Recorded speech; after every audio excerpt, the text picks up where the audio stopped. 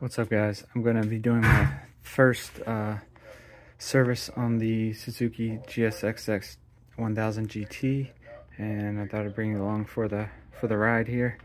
And my last video I kind of talked about how to remove the fairing. I did it on the other side, but I'll do this side this time.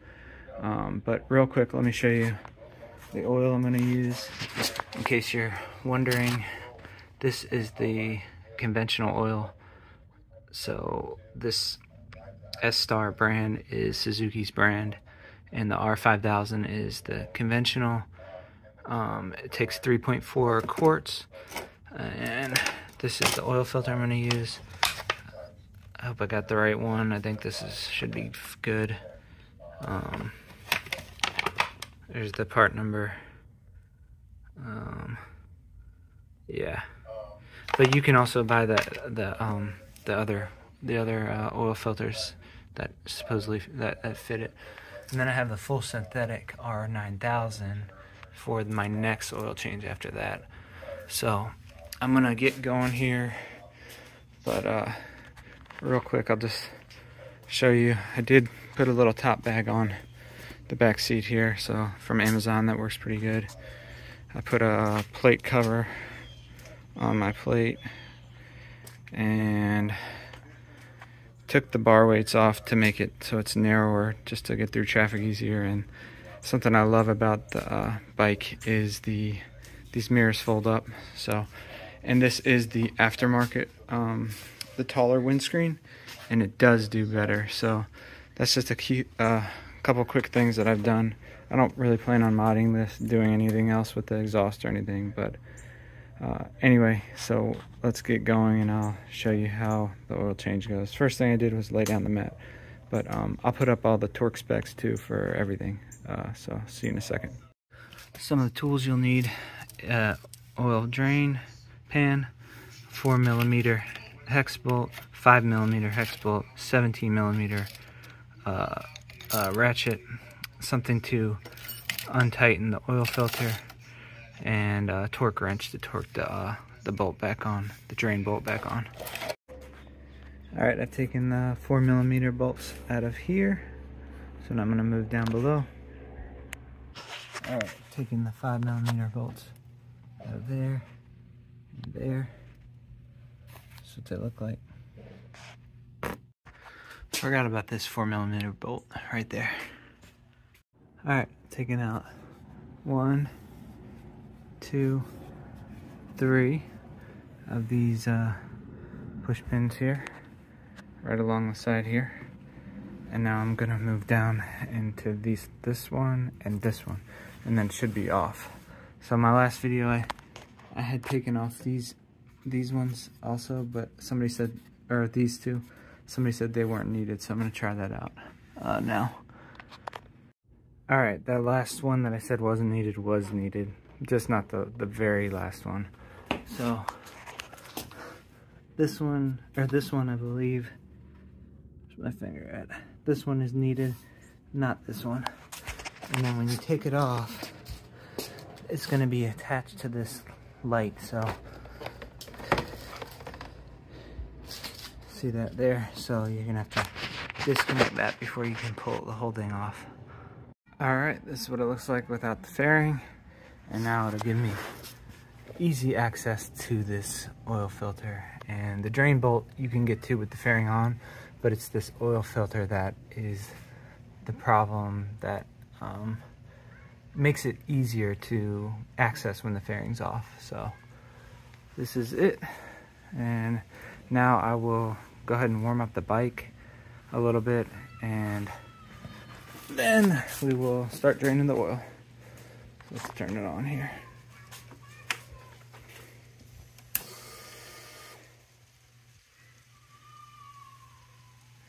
I'll show you how many miles I have. And we can change that service. Say I have 570, and I'm going to do the 600 mile now.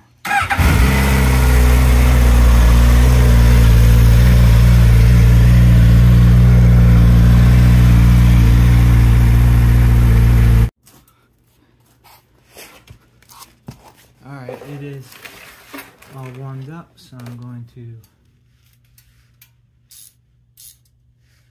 take my 17 millimeter. Alright. Let me get a glove on. Alright, I'm going to try not to lose the bolt in the oil.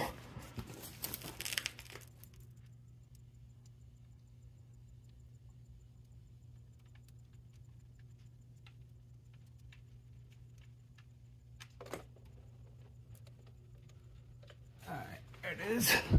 Not too messy. But I'm going to reuse this crust washer on here. Actually, let me wipe it off real quick. I want to see how much, if there's any shavings on this magnet. Doesn't look like it. Forgot to show you too, on this side, this is where you fill it, so that is opened up so it can drain easier. Alright, while this is still draining, I'm going to take some aluminum foil and put it over the pipes so it drains down into the oil filter drains down into the bucket there and doesn't get the pipes dirty.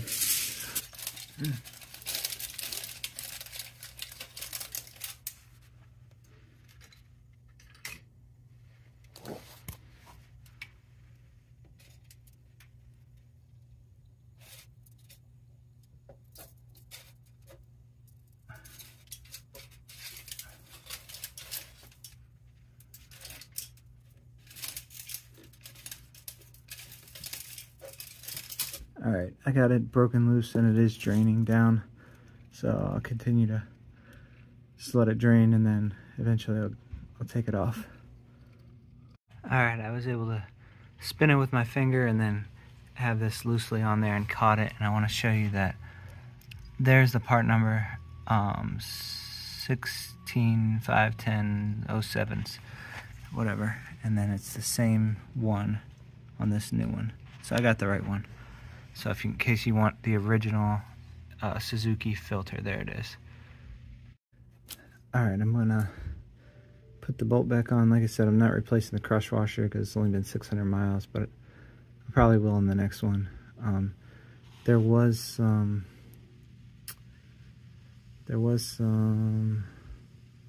like black stuff on here, so I cleaned that off. But let me go ahead and this down real quick.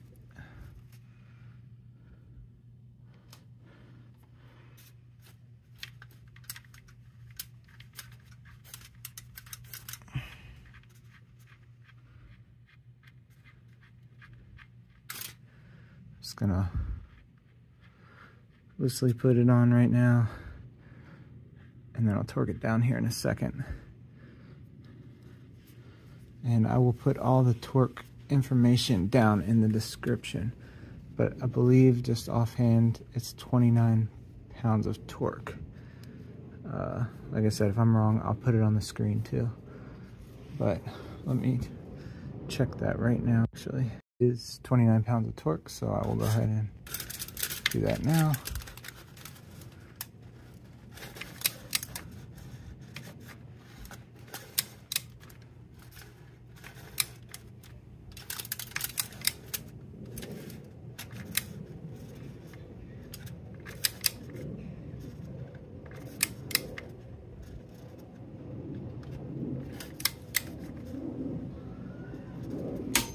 There it goes.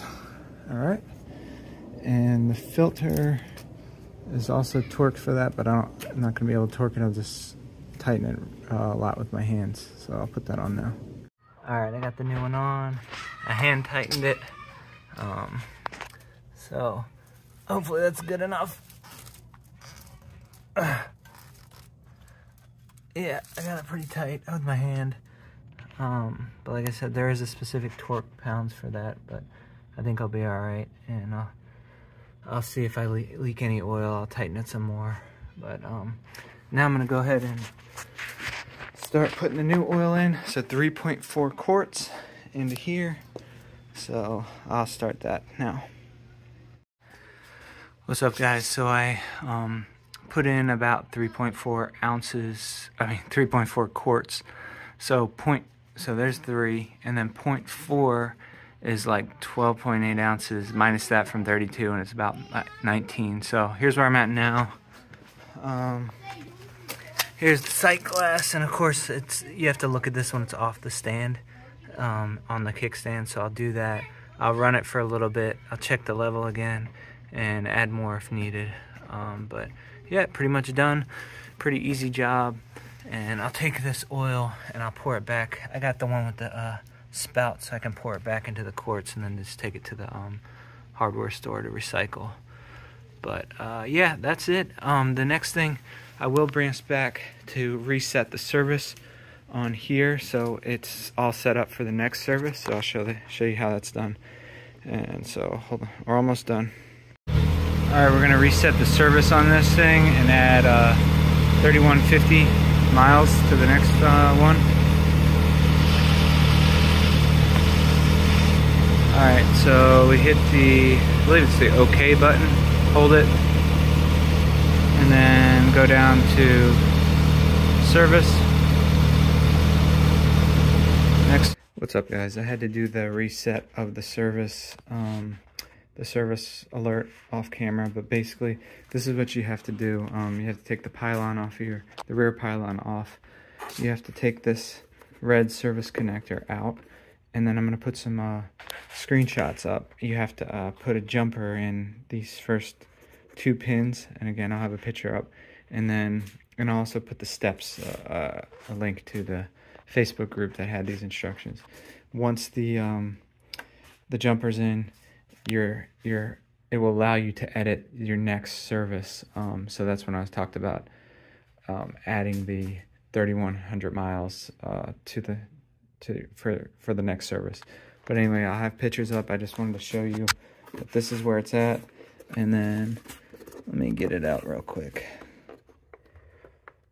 if I can, one-handed. There. Okay. You just have to push down on this to get it out. But it's going to be this one and this one. And again, I'll have a picture.